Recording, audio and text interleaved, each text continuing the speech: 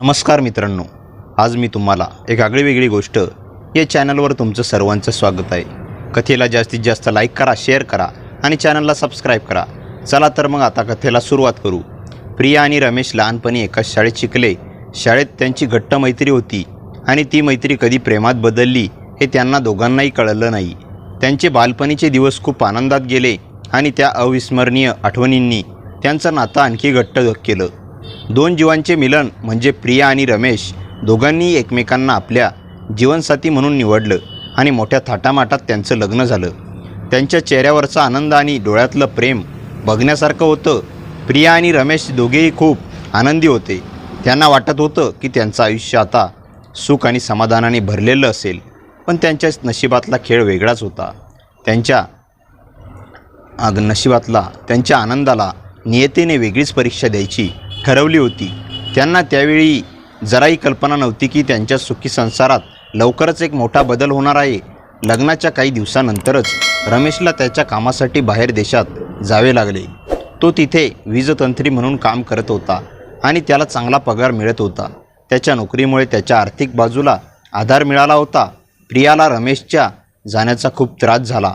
नवं लग्न आणि लगेच दूर राहावं लागल्याने तिच्या मनात एक प्रकारची हुरहुर आणि एकाकीपणाची भावना निर्माण झाली। तिच्या डोळ्यात दुःख आणि विरहाची वेदना स्पष्ट दिसत होती।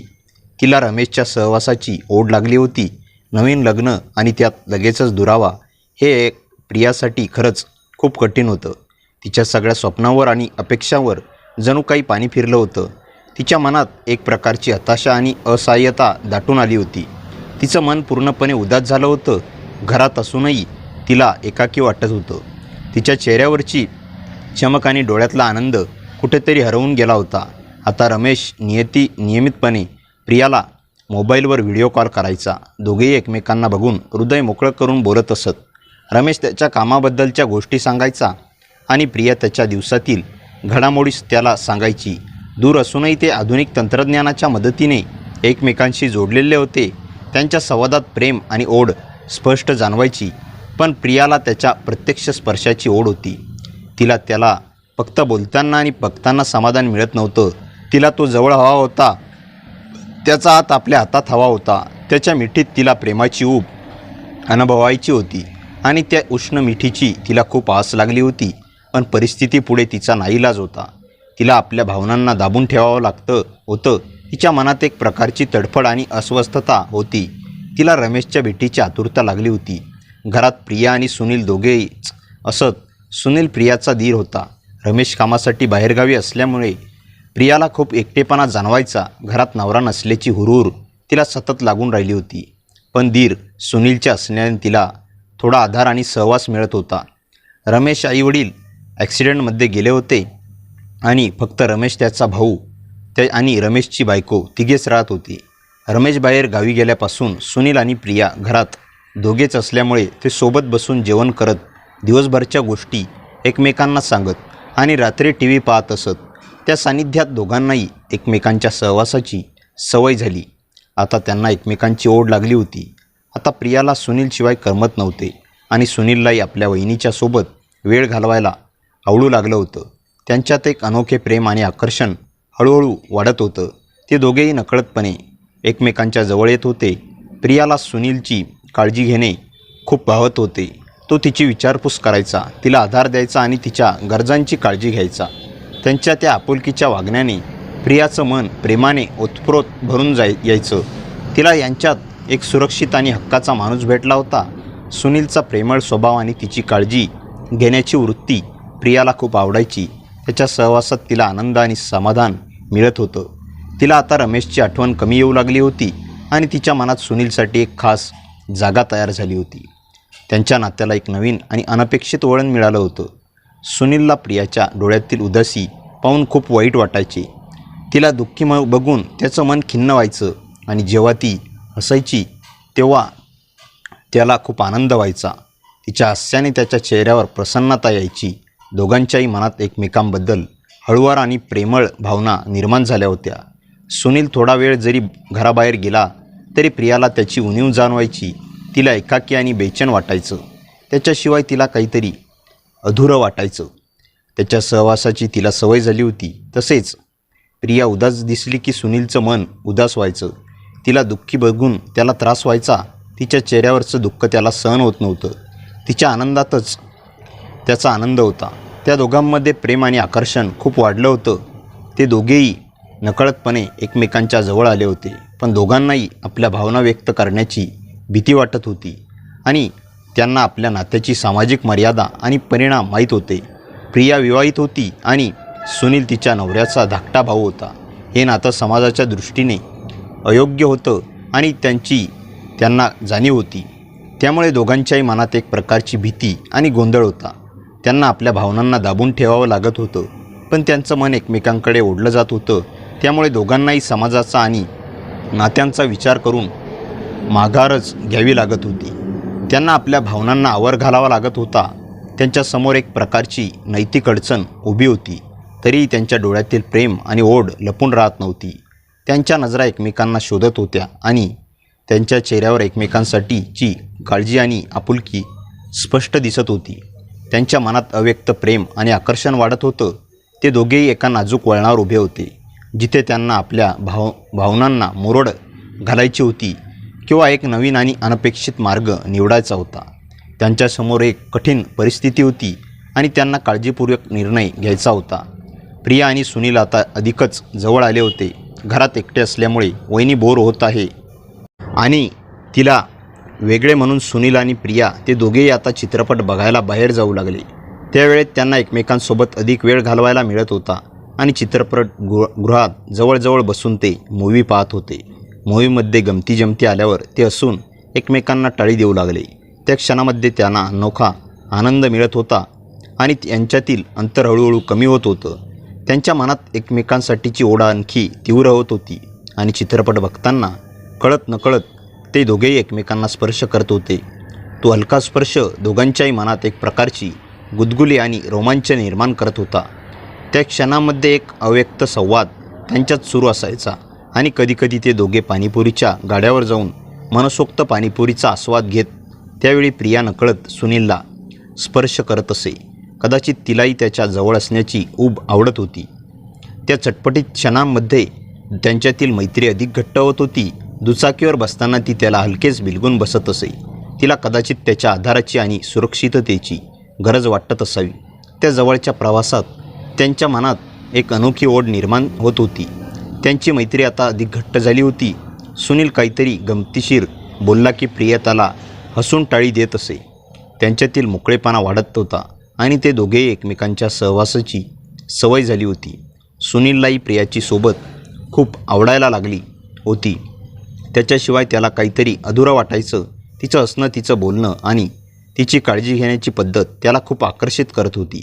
त्यांच्यातील प्रेमळ भावना आता हळूहळू स्पष्ट होऊ लागल्या होत्या. एक दिवस दोघांनी सोबत रात्री जेवण केले. त्या शांत वातावरणात त्यांच्या नात्याला एक नवीन वळण मिळणार होतं. रात्री जेवण झाल्यावर ते दोघेही हॉलमध्ये बसले होते आणि त्यांनी टी.व्ही. लावला. ते एका रोमॅन्टिक चित्रपटात पूर्णपणे गुंतून गेले होते. चित्रपटातील सुंदर दृश्य आणि भावुक संवाद दोघांनाही आकर्षित करत होते. चित्रपटात प्रेमळ गाणे सुरू झाले आणि त्यात नायक नायिका एकमेकांना किस करत होते. प्रिया आणि सुनील दोघेही स्क्रीनवर टक लावून बघत होते. त्यांच्या चेहऱ्यावर एक अनोखा भाव आणि डोळ्यात एक प्रकारची चमक दिसत होती आणि दोघांच्याही मनात एक अनामिक हुरहुर सुरू झाली होती. एक प्रकारची ओढ आणि उत्सुकता दोघांनाही जाणवत होती. त्यांच्या हृदयाची धडधड हलकीशी वाढली होती. दोघांनाही एक वेगळीच उत्तेजना जाणवत होती. वातावरणात एक रोमॅन्टिक माहोल तयार झाला होता. अचानक प्रिया म्हणाली, मला खूप झोप येत आहे. असं बोलून तिने एक अर्थपूर्ण कटाक्ष सुनीलवर टाकला आणि ती तिच्या बेडरूममध्ये निघून गेली. तिच्या त्या बोलण्यात आणि नजरेत एक प्रकारचा संकेत होता. सुनील हॉलमध्ये बसून तिथेच स्वप्न बघत होता. त्याच्या मनात अनेक विचार घोळत होते. थोड्या वेळात प्रिया पुन्हा बाहेर आली आणि हळू आणि काकुळत्या आवाजात म्हणाली, सुनील, मला खूप भीती वाटत आहे. तिच्या त्या घाबरलेल्या आवाजाने सुनीलचं मन काळजीने व्याकुळ झालं. तिच्या डोळ्यात अश्रू आणि चेहऱ्यावर भीतीचे भाव स्पष्ट दिसत होते. तिच्या त्या अनपेक्षित आणि प्रेमळ विनंतीने सुनील खूप खुश झाला. त्याच्या चेहऱ्यावर आनंद आणि डोळ्यात चमक आली. त्याला विश्वास बसत नव्हता की प्रिया त्याला तिच्या रूममध्ये सोबत झोपायला बोलवत आहे. त्याने लगेच होकार दिला आणि तो तिच्या रूममध्ये गेला. प्रियाच्या रूमचं शांत आणि सुंदर वातावरण त्याला खूप आल्हाददायक वाटत तो खाली जमिनीवर अंथरून टाकून झोपायला लागला. त्याच्या मनात एक प्रकारची आदरभाव होता. तशी प्रिया हळूच म्हणाली, सुनील, वर झोपलास तरी चालेल. तिच्या त्या प्रेमळ परवानगीने सुनीलला आनंद गगनात मावेनासा झाला. त्याच्या हृदयाची धडधड वाढली आणि त्यांच्या चेहऱ्यावर लाजेची लाली पसरली. तो हळूच बेडवर एका बाजूला अंतर ठेवून झोपला. त्याच्या मनात अनेक विचार आणि अनोख्या भावना थैमान घालत होत्या. प्रियाने लाईट बंद केली, पण बाहेरच्या लाईटमुळे रूममध्ये हलका प्रकाश होता. त्या शांत प्रकाशात दोघांचेही चेहरे स्पष्ट दिसत होते. काही क्षण दोघेही शांत पडले होते. दोघांनाही कसं बोलायचं ते किंवा सुरुवात कशी करायची हे समजत नव्हतं. त्यांच्या मनात एक प्रकारची ओढ आणि उत्सुकता होती, पण संकोच त्यांना पुढे नेण्यास अवरोध करत होता. वातावरणात एक प्रकारचा तणाव आणि अव्यक्त प्रेम दाटून आलं होतं. दोघांच्याही हृदयाची धडधड एकसारखी वाढत होती. शेवटी प्रियानेच धैर्य दाखवलं आणि पुढाकार घेतला. तिने हळू आणि भाऊक आवाजात म्हटलं, सुनील, तुझा भाऊ इथे नसल्यामुळे मला त्यांची खूप आठवण येते. तिच्या त्या दुखऱ्या शब्दांनी सुनीलचं मन व्याकुळ झालं. सुनीलने तिला समजावण्याचा प्रयत्न करत म्हटलं, मी आहे ना वहिनी, तुम्ही काही काळजी करू नका. त्याच्या त्या आधारा देणाऱ्या शब्दांनी प्रियाला थोडा आधार मिळाला, पण तिच्या मनातील ओढ काही कमी झाली नाही. प्रिया निश्वास सोडत म्हणाली, अरे पण मला ते सुख पाहिजे ते तू देऊ शकत नाही. तिच्या त्या स्पष्ट बोलण्याने सुनील गोंधळला. त्याला तिच्या म्हणण्याचा अर्थ पूर्णपणे समजला नव्हता. सुनीलने मुद्दाम तिला विचारलं, कोणते सुख आहे वहिनी जे मी तुम्हाला देऊ शकत नाही? त्याच्या या भोळ्या प्रश्नाने प्रिया लाजली आणि तिचं मन अस्वस्थ झालं. ती हळू आणि कुजबूज त्या आवाजात म्हणाली, ते सुख जे नवरा बायको रात्री एकत्र घालवतात. तिच्या त्या प्रत्येक शब्दाने सुनीलच्या मनात एक प्रकारची खळबळ आणि उत्तेजना निर्माण झाली. यावर सुनील धैर्य एकवटून लगेच म्हणाला, मी पण देऊ शकतो वहिनी. प्रियाने हे ऐकताच त्याला घट्ट मिठी मारली आणि तिच्या त्या अचानक आणि उत्कट मिठीने सुनील पूर्णपणे स्तब्ध झाला. त्याच्या मनात अनेक भावना एकत्र आल्या आणि मी पण वहिनीला मिठीत घट्ट आवडले. मी तिला घट्ट मिठी मारली आणि म्हणालो, तू खूप मादक दिसतेस वहिनी, मला तू खूप आवडतेस वहिनी. पण खुश होऊन मला म्हणाली, तू पण मला खूप आवडतोस, पण मी पण तुझ्या प्रेमात पडली आहे. ती मला घट्ट बिलगली, पण मला खूप मस्त वाटत होती. आम्ही दोघे खूप मजेत घेत होतो आणि तिच्या डोळ्यात एक वेगळीच चमक दिसत होती आणि तिच्या चेहऱ्यावर तृप्तीचे भाव स्पष्टपणे जाणवत होते. ती प्रत्येक क्षणाचा मनसोक्त आनंद घेत होती आणि तिच्या मनातील इच्छा पूर्ण होत होती. आणि मग तो अचानक क्षण जेव्हा आम्ही दोघेही एका अनोख्या शांततेत विलीन झालो.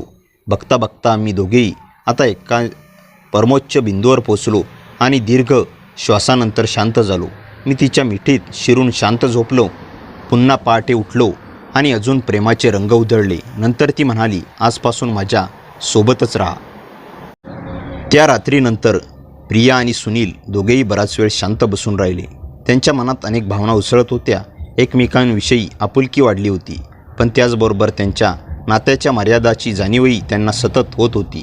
सकाळ झाली तेव्हा घरातील वातावरण नेहमीसारखेच होते, पण त्यांच्या मनात मात्र मोठे वादळ सुरू होते. प्रिया खिडकीजवळ उभी राहून दूरवर पाहत होती. तिच्या मनात रमेशच्या आठवणी पुन्हा जाग्या झाल्या होत्या. त्याच्यासोबत घालवलेले बालपण, त्याचे प्रेम, त्याचे लग्न आणि एकत्र पाहिलेली स्वप्न तिच्या डोळ्यासमोर तरळू लागली. सुनीलने तिच्या चेहऱ्याकडे पाहिले. तिच्या मनातील संघर्ष त्याला स्पष्ट जाणवत होता. तो शांतपणे तिच्याजवळ आला आणि म्हणाला, वहिनी, काही निर्णय घाईत घेऊ नका. आपण जे काही करू ते विचारपूर्वक करूया. प्रियाने त्याच्याकडे पाहिले. तिच्या डोळ्यात कृतज्ञतेची भावना होती. तिला जाणवले की सुनील फक्त तिची काळजी घेत होता. तिच्या आयुष्याला आणखी गुंतागुंतीचे बनवण्याचा त्याचा हेतू नव्हता. दिवस पुढे सरकत गेले. रमेशचे फोन येत राहिले. प्रत्येक वेळी त्याचा आवाज ऐकताना प्रियाच्या मनात अपराधीपणाची भावना निर्माण होत होती. रमेश तिच्यावर किती प्रेम करतो याची तिला पुन्हा पुन्हा जाणीव होत होती. एक दिवस रमेशने फोनवर आनंदाची बातमी दिली, प्रिया, माझा प्रोजेक्ट संपत आला आहे. पुढच्या महिन्यात मी कायमचा घरी येणार आहे. हे ऐकताच प्रियाच्या मनात एकाच वेळी आनंद आणि भीती निर्माण झाली. तिच्या आयुष्यातील सर्व प्रश्न आता तिच्यासमोर उभे राहणार होते. फोन ठेवल्यानंतर ती बराच वेळ शांत बसली. संध्याकाळी तिने सुनीलला ही बातमी सांगितली. काही क्षण दोघेही काही बोलले नाहीत. शेवटी सुनील हसत म्हणाला, ही तर खूप चांगली बातमी आहे. भाऊ परत येतील आणि घर पुन्हा पूर्वीसारखे होईल. त्याच्या आवाजात आनंद होता, पण मनात एक हळवी वेदना होती. प्रियालाही ते जाणवत होते. रमेशच्या परत येण्याचा दिवस जवळ येत गेला. तशी घरात तयारी सुरू झाली. प्रिया पुन्हा एकदा तिच्या संसारात मनापासून गुंतू लागली. सुनीलनेही स्वतःला कामात व्यस्त ठेवले आणि अखेर तो दिवस उजाडला. दारात उभा असलेला रमेश पाहताच प्रियाच्या डोळ्यात अश्रू आले. अनेक महिन्यांचा विरह एका क्षणात विरघळून गेला. रमेशने तिला पाहून हसत हात पसरले आणि ती धावत जाऊन त्याच्याजवळ उभी राहिली. दूर उभा असलेला सुनील हे दृश्य पाहत होता. त्याच्या चेहऱ्यावर समाधान होते. काही नाती आपल्या मनात जपायची असतात, पण त्यांना नाव न देता येत नाही, हे त्याला त्या क्षणी समजले. त्या दिवसानंतर तिघांच्याही आयुष्यात एक नवीन अध्याय सुरू झाला. काही आठवणी मनात कायम राहिल्या, पण त्यांनी आपल्या नात्यांचा आदर आणि विश्वास टिकवण्याचा मार्ग निवडला. कारण खरे प्रेम कधीकधी मिळवण्यात नसते, तर योग्य गोष्ट करण्याच्या धैर्यात असते. रमेश घरी परत आल्यानंतर घरात पुन्हा आनंदाचे वातावरण निर्माण झाले. अनेक महिन्यानंतर नवरा बायको एकत्र आल्यामुळे प्रियाच्या आयुष्यात जणू नवीन प्रकाश आला होता. रमेशही खूप आनंदी होता. तो प्रियासाठी भेटवस्तू घेऊन आला होता. तिच्या चेहऱ्यावर पुन्हा एकदा तेच जुने हास्य फुलले होते. मात्र तिच्या मनाच्या एका कोपऱ्यात काही न सांगितलेल्या भावना अजूनही दडलेल्या होत्या. सुनीलने स्वतःला जाणीवपूर्वक दूर ठेवण्यास सुरुवात केली. तो आपल्या कामात आणि मित्रांमध्ये वेळ घालवू लागला आणि त्याला माहीत होते की आता रमेश आणि प्रियाला त्याच्या संसारासाठी वेळ देणे गरजेचे आहे. दिवस पुढे सरकत गेले. रमेश आणि प्रिया पुन्हा एकमेकांच्या सहवासात रमू लागले. ते संध्याकाळी फिरायला जात, एकत्र जेवत आणि भविष्यातील योजनांवर चर्चा करत. रमेशच्या परत येण्याने प्रियाच्या मनातील रिकामेपण बऱ्याच प्रमाणात भरून निघाले होते. पण कधीकधी तिची नजर नकळत सुनीलकडे वळायची. त्या नजरेत आठवणी असायच्या, पण आता त्या आठवणींना ती मनातच जपून ठेवत होती. एक दिवस रमेशने सांगितले की त्याला शहरात स्वतःचा व्यवसाय सुरू करायचा आहे. त्यासाठी त्याला सुनीलची मदत हवी होती. सुनीलने लगेच होकार दिला. दोन्ही भाऊ मिळून नवीन कामाच्या तयारीला लागले. त्यांची मेहनत रंगू लागली आणि काही महिन्यातच त्यांचा व्यवसाय चांगला चालू लागला. घरात पुन्हा सुख, समाधान आणि उत्साहाचे वातावरण निर्माण झाले. प्रिया दोघांची काळजी घेत होती. तिच्या स्वभावातील प्रेमळपणा आणि समजूतदारपणामुळे घर अधिकच आनंदी झाले होते. काळ जसा जसा पुढे सरकत गेला, तसे तसे जुन्या भावना हळूहळू मागे पडू लागल्या. सुनीललाही त्याच्या आयुष्यात एक नवीन व्यक्ती भेटली. एका कौटुंबिक कार्यक्रमात त्याची ओळख स्वाती नावाच्या मुलीशी झाली. स्वातीचा साधा स्वभाव, तिचे हसरे व्यक्तिमत्व आणि तिची समजूतदार वृत्ती त्याला आवडली. दोघांमध्ये मैत्री झाली आणि त्या मैत्रीचे रूपांतर हळूहळू प्रेमात झाले. जेव्हा सुनीलने ही गोष्ट घरात सांगितली, तेव्हा सर्वात जास्त आनंद प्रियालाच झाला. तिने स्वातीचे मनापासून स्वागत केले. काही महिन्यानंतर सुनील आणि स्वातीचा विवाह मोठ्या आनंदात पार पडला. लग्नाच्या दिवशी रमेश आपल्या भावाकडे अभिमानाने पाहत होता आणि प्रियाच्या स्वातीच्या शेजारी उभी राहून तिची काळजी घेत होती. त्या दिवशी घरातील प्रत्येकाच्या आयुष्यातील एक नवीन अध्याय सुरू झाला. जुन्या आठवणी अजूनही होत्या, पण त्या आता कोणालाही त्रास देत नव्हत्या. त्या फक्त आयुष्याने दिलेले काही अनुभव बनून राहिल्या होत्या. चारही जण एकाच घरात हसत खेळत राहू लागले. घरात पुन्हा एकदा आनंद, विश्वास आणि आपुलकीचे वातावरण निर्माण झाले होते. पुढे काळाच्या ओघात त्यांच्या आयुष्यात आणखी अनेक घटना घडणार होत्या, पण त्या प्रत्येक संकटाला आणि आनंदाला ते आता एक कुटुंब म्हणून सामोरे जाणार होते. सुनील आणि स्वातीच्या लग्नानंतर काही महिने सर्व काही सुरळीत चालले होते. घरात आनंद होता, व्यवसाय चांगला चालत होता आणि रमेशलाही आता कायमचा घरी असल्यामुळे प्रियाच्या आयुष्यात स्थैर्य आले होते. पण एका रात्री अचानक एक अशी घटना घडली ज्यामुळे सगळ्यांच्या आयुष्यात खळबळ उडाली. त्या रात्री मुसळधार पाऊस पडत होता, विजा चमकत होत्या आणि वातावरणात एक विचित्र शांतता पसरली होती. मध्यरात्रीच्या सुमारास घराच्या मुख्य दरवाजावर जोरदार ठोका पडला. सर्वजण दचकून जागे झाले. एवढ्या रात्री कोण असेल याचा कोणालाही अंदाज नव्हता. रमेशने दरवाजा उघडला तर बाहेर कुणीच नव्हते. मात्र दरवाजासमोर एक जुनी काळी बॅग ठेवलेली होती. बॅगेवर कोणाचेही नाव नव्हते. ती पूर्ण भिजली होती. रमेशने ती आत आणली. सर्वजण हॉलमध्ये जमा झाले. बॅग उघडल्यावर आत काही जुनी कागदपत्रे, काही फोटो आणि एक पत्र सापडले. पत्रावर फक्त एकच वाक्य लिहिले होते, तुमच्या आईवडिलांचा अपघात नव्हता. हे वाचताच रमेश आणि सुनीलच्या चेहऱ्यावरचा रंग उडाला. अनेक वर्षापूर्वी झालेल्या अपघातात त्यांच्या आईवडिलांचा मृत्यू झाला होता. पोलिसांनी तो अपघात असल्याचे सांगितले होते, पण हे पत्र काहीतरी वेगळेच सांगत होते. रमेशने थरथरत्या हातांनी फोटो पाहायला सुरुवात केली. एका फोटोत त्याचे वडील एका अनोळखी व्यक्तीसोबत उभे होते. दुसऱ्या फोटोत तीच व्यक्ती एका जुन्या गोदामासमोर दिसत होती. त्या फोटोंच्या मागे तारखा लिहिलेल्या होत्या आणि त्या अपघाताच्या काही दिवस आधीच्या होत्या. दुसऱ्या दिवशी सकाळी रमेश आणि सुनील त्या गोदामाचा शोध घेण्यासाठी निघाले.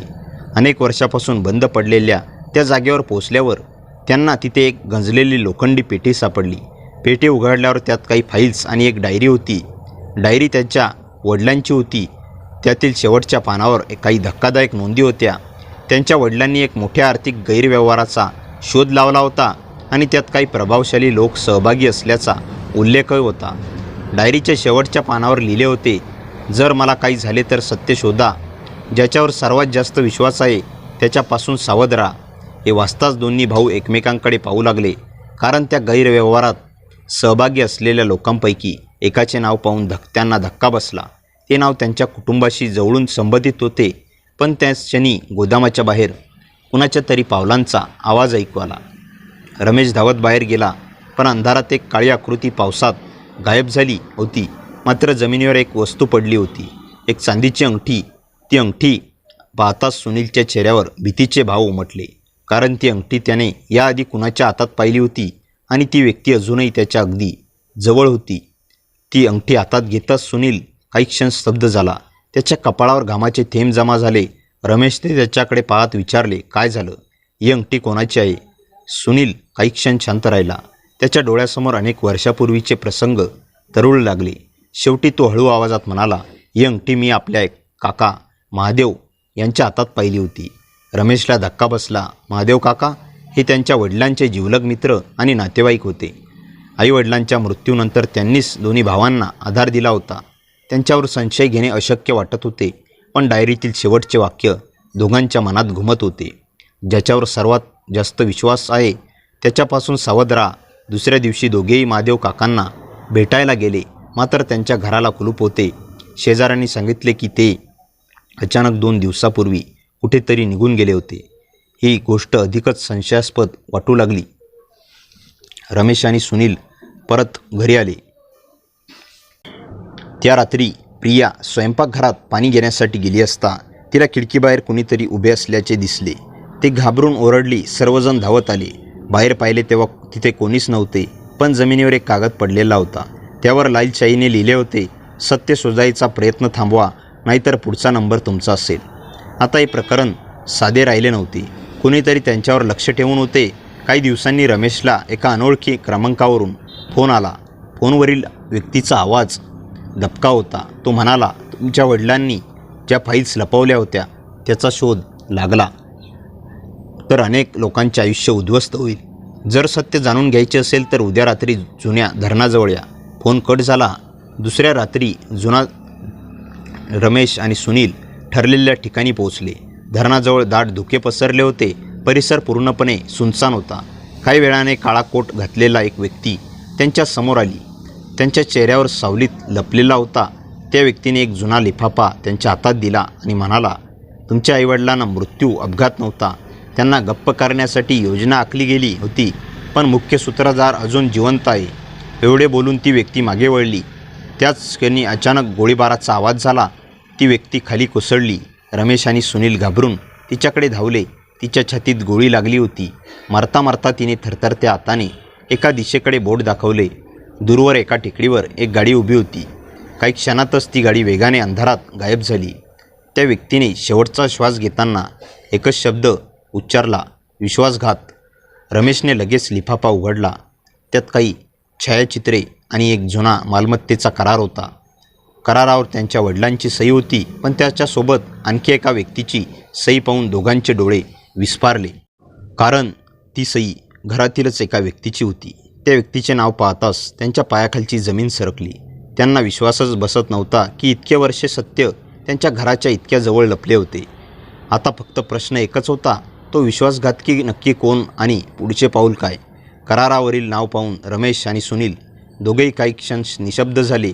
त्या कागदावर लिहिलेले नाव महादेव काका, त्यांच्या वडिलांचे जिवलग मित्र, संकटात आधार देणारे नातेवाईक आणि अनेक वर्षापासून कुटुंबाचा विश्वास संपादन केलेली व्यक्ती.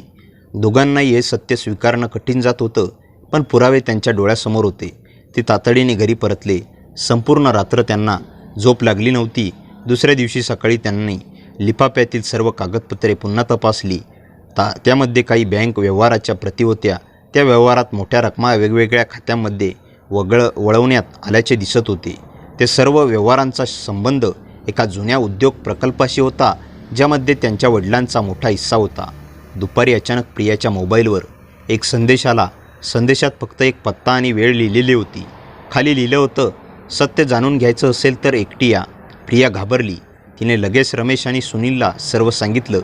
तिघांनी मिळून त्या ठिकाणी जाण्याचा निर्णय घेतला. संध्याकाळी ते दिलेल्या पत्त्यावर पोहोचले. शहराबाहेर एक जुनी हवेली होती, अनेक वर्षापासून बंद पडलेली.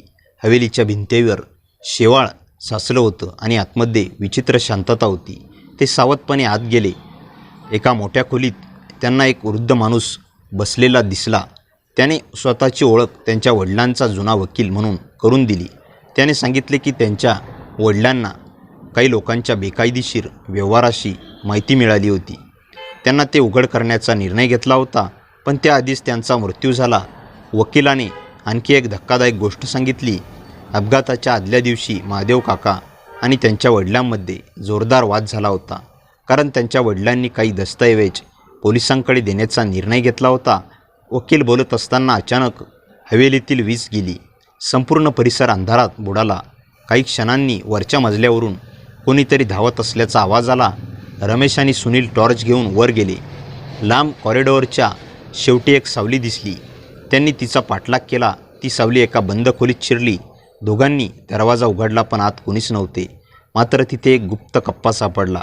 कप्प्यात एक व्हिडिओ कॅसेट आणि काही जुने फोटो होते. घरी परतल्यानंतर त्यांनी ती कॅसेट पाहण्याची व्यवस्था केली. व्हिडिओ सुरू झाला आणि स्क्रीनवर त्यांच्या वडिलांचा चेहरा दिसला. त्यांनी कॅमेऱ्यासमोर बोलायला सुरुवात केली. जर तुम्ही हा व्हिडिओ पाहत असाल तर त्यांचा अर्थ मी जिवंत नाही.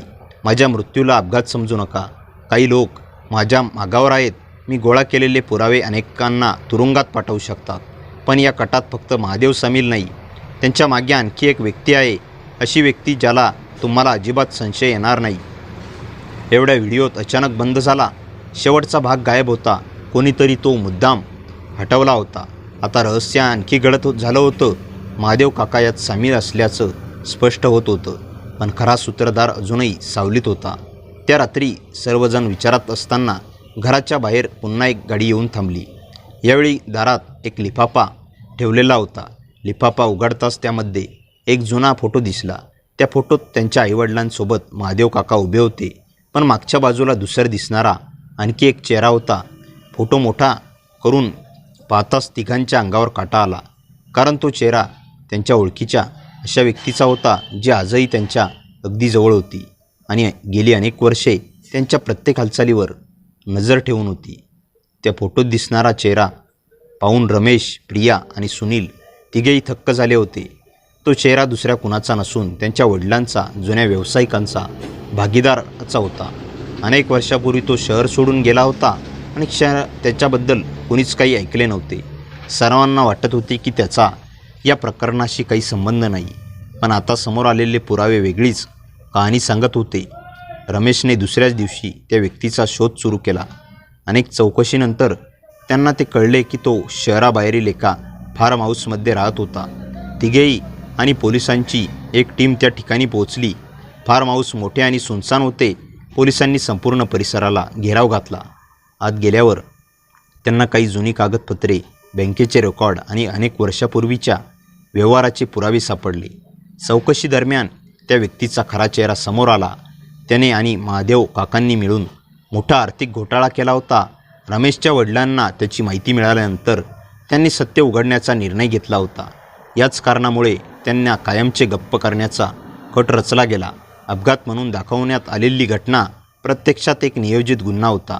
पुरावे इतके ठोस नव्हते की अखेर त्या व्यक्तीने सर्व कबूल केले. त्याने सांगितले की महादेव काकांना पैशाचा मोह झाला होता. सुरुवातीला त्यांनी फक्त कागदपत्रे लपवण्याचा प्रयत्न केला, पण नंतर परिस्थिती हळूहळू हाताबाहेर गेली. वर्षानुवर्षे रहस्यावर लपवून ठेवण्यात आले, मात्र सत्य कायम लपून राहत नाही. काही दिवसातच पोलिसांनी संपूर्ण प्रकरण न्यायालयात नेले. दोषींना शिक्षा झाली. अनेक वर्षापासून रमेश आणि सुनील यांच्या मनात असलेले प्रश्न अखेर मिटले. त्यांच्या आईवडिलांच्या मृत्यूमागचे सत्य जगासमोर आले. प्रकरण संपल्यानंतर एका संध्याकाळी संपूर्ण कुटुंब घराच्या अंगणात बसले होते. वातावरण शांत होते. आकाशात मावळतीचे रंग पसरले होते. रमेशने आपल्या वडिलांचा एक जुना फोटो हातात घेतला आणि हळूच म्हणाला, आज इतक्या वर्षानंतर त्यांना न्याय मिळाला. सुनीलच्या डोळ्यात समाधान होते. प्रियाच्या चेहऱ्यावरही एक वेगळीच शांतता होती. गेल्या काही वर्षात त्यांनी अनेक चढ उतार पाहिले होते, पण त्या सर्व अनुभवांनी त्यांना अधिक मजबूत बनवले होते. काळ पुढे सरकत गेला. व्यवसाय वाढला. घरात पुन्हा हसू परतले आणि सर्वजण आपल्या आयुष्यात नव्या उत्साहाने पुढे जाऊ लागले. जुन्या जखमा पूर्णपणे नाहीशा झाल्या नसल्या तरी त्यांचे दुःख आता आठवणीत रूपांतरित झाले होते. आणि अशा प्रकारे अनेक वर्ष अंधारात दडलेले रहस्य उलगडले. सत्याचा विजय झाला आणि एका कुटुंबाला अखेर मनःशांती मिळाली. मित्रांनो, कथा कशी वाटली कमेंटमध्ये नक्की सांगा. कथेला जास्तीत जास्त लाईक करा आणि हाईप करा आणि आपल्या मित्रमैत्रिणींमध्ये शेअर करायला विसरू नका. आणि हो, चॅनलवर नवीन असाल तर चॅनलला सबस्क्राईब करायला विसरू नका. भेटूया पुन्हा अशाच इंटरेस्टिंग आणि धमाकेदार कथेसह. तोपर्यंत हसत राहा, खुश राहा. धन्यवाद.